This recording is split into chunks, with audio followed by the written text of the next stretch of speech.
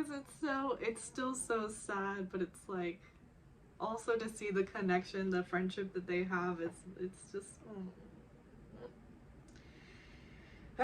okay. Jin-suk is in his hotel room and he picks up his phone. He's going to call Chan-young, but instead his wife is calling him, so he puts his phone down and ignores her call. And this was interesting. So now we see his wife's point of view, and she's sort of pacing in the living room. And she sits down on the couch, and her son comes to the kitchen. He pulls out, I think, some yogurt from the fridge. And you see her sort of contemplating, and then she finally asks him, "Hey, does your dad pick up when you call?" And I was like, oh, she's gonna use her son's phone to call her husband so that he will talk to her, which is like, he clearly doesn't want to talk right now. And that's just not really cool. But her son is like, I don't know, I haven't tried calling yet. Should I? And she's like, no, it's fine. And then asks him, like, do you want me to make you something? And he says no and leaves. But I was a little surprised here. It's I guess she's not completely cold to her son, so that was startling. Okay, so the next day Mijo goes to meet with Juhi while she's at work and voices out that she's worried about Chan-young living alone. And Juhi asks, like, is she really not going to tell her parents? So Mijo fills her in on how, well, they went to visit her parents, but she couldn't tell them, and it wasn't her place to say anything, so they left. And Juhi is like, you know, I keep telling myself to just pull myself together, but I cry every day.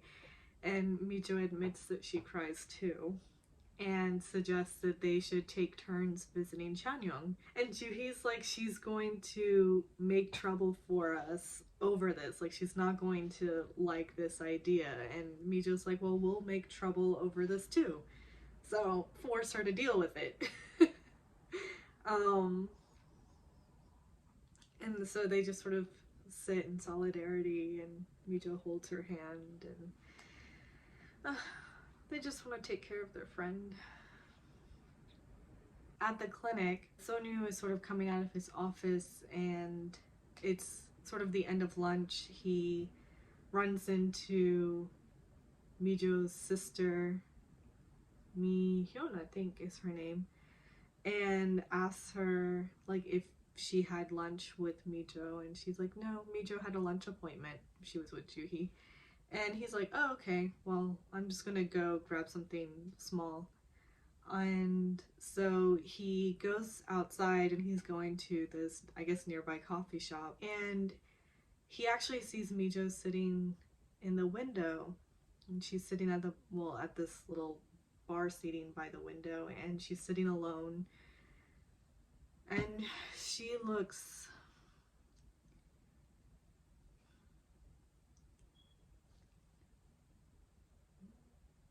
When I was going through my darkest time, I sort of refer to that time as my numb period. It's like you're just... I don't know. Nothing's filtering in or filtering out. You're just sort of there. And when I saw her sitting in the window, that's what it looked like. It's definitely a form of depression, but it's just almost this... I don't even know if dejected is quite the right word. There's just no expression, and that also means, like, it's not even sadness or anger or anything. It's just a shade of a person that's just there. So he sees her sitting like that.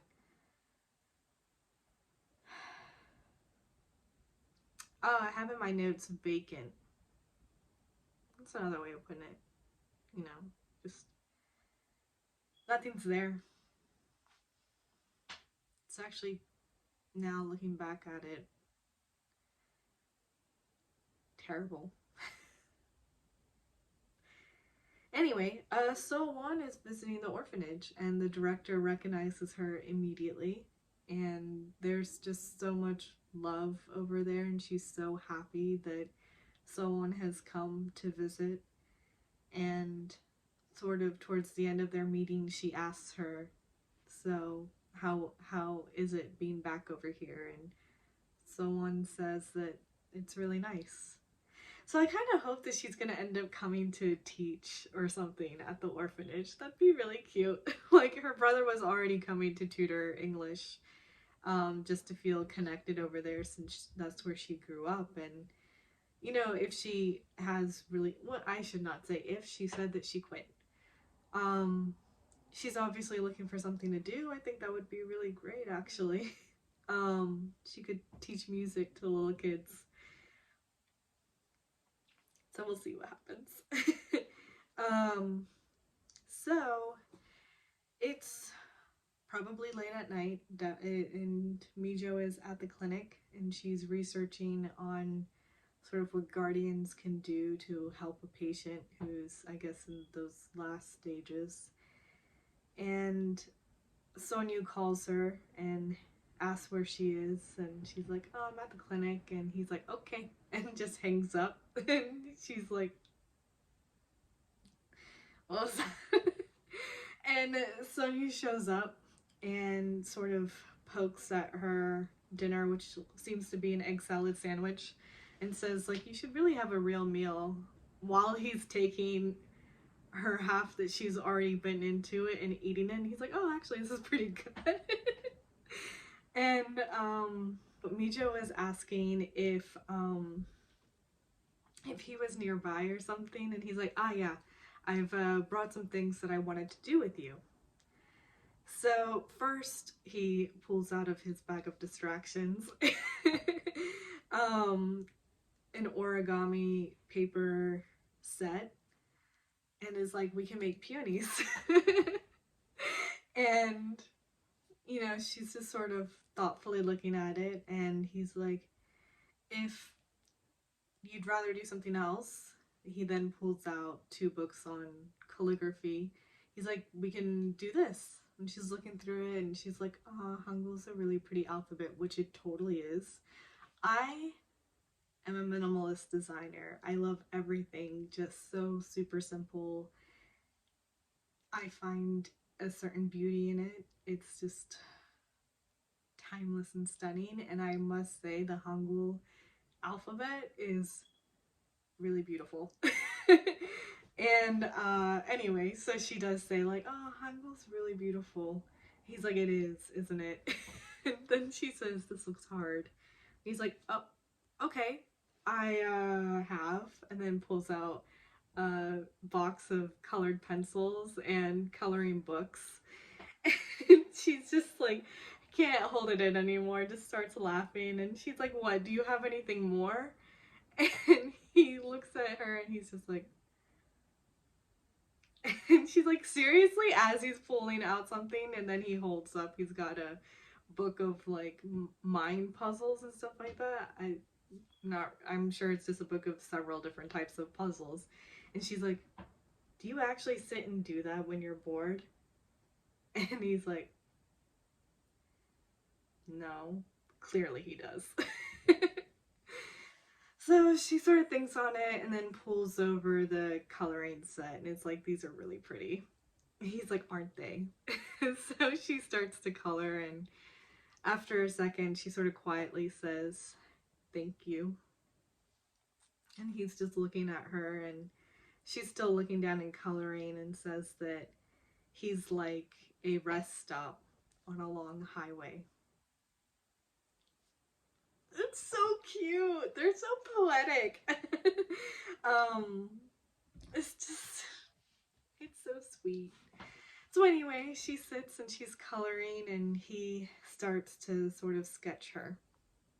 Now we actually see a scene with Hyunjun, and he gets a visit from a chef friend of his. It seems to be a former colleague who is coming to ask him to come back to work at the hotel. And Hyunjun is just like, well, you know, my restaurant's doing well. And he's just like, well, you can hire someone else, you know, why don't you come back? And Hyunjun still seems to be sort of hesitating with that idea. And you just hear the friend mention, is it because of Chef Jung? And that's it. That's all we got. But Hyunjun just sort of looked caught, like put on the spot maybe, or I don't know what. Anyway, we now see Joo-hee at work. Her and the other sales lady are watching this mother and daughter sort of trying all of their testers and really just using all of the stuff basically. The mother then calls her over and asks to see a test of a product that's not over there. So Joo-hee tries to explain that she can't do that, and the mother then is like, well, you know, can't you just make an exception over here? And she's like, oh, I'm really sorry, ma'am, like I can't do anything. And the mother is just like, well, then why don't you buy it? Like, don't you want to encourage us to buy the stuff and everything? So why don't you just buy this piece and put it out here as a tester? And her daughter's just sort of like, come on, mom, like there's terrible service here, let's just go. So they leave, and Joo-hee just sort of looks at the mess that they've left behind and slowly just starts to clean it up. Customer service jobs. I'm a little amazed sometimes at the nerve of some people. This is just the beginning though. Anyway, Mijo has brought a healthy meal for Chanyeong, who is not very excited about the new diet. And Mijo's like, do you think I enjoy this anymore? Like, I don't like this food either. I've never bought this kind of food for myself, but I'm sitting here and I'm eating it with you. So shh and eat. Anyway, Chanyeong asks why she's brought a small carry-on, and this is where she finds out that Mijo and Joo-hee have decided to take turns visiting her, which of course Chanyeong is just putting up a fuss at. Like, she does not want anyone living with her, like moving in. And they're like, oh, we're not moving in, we're just gonna occasionally come and stay sometimes. And she's like, if you guys trade off, then you are moving in. She's like, we're busy too, we've got lives, we're not gonna come all the time. So she tries to distract Chanyeong and brings out the sketch that Sonyu has done of her and is like, it looks just like me, doesn't it? And Chanyeong actually agrees, like, oh wow, it does really look like you. So that was really cute. So we see Hyunjun is sort of cleaning up his kitchen space. The restaurant is closed and he's thinking over what his friend was saying. And apparently that conversation had gone on and he found out that whoever Chief Jung is, he's been fired. So there was something going on over there. And anyway, that wouldn't be an issue because he's not working at the hotel anymore. So their manager is really asking for him to come back and is offering him a head chef position. So a lot on his mind. And then he hears Joo-hee and she sort of bought a bag of beer and he's like, oh, good timing, I actually really did feel like drinking. And she's like, oh, thank goodness. So they sit and have a drink. I think Joo-hee starts first. Yeah, Joo-hee's venting about obnoxious customers and she talks about how she used to be able to just brush it off, but lately it just sort of hurts. So he tells her that, hey, like, it hurts for young people too. And she's like, oh, that makes me feel good. You know, that he included her sort of in that.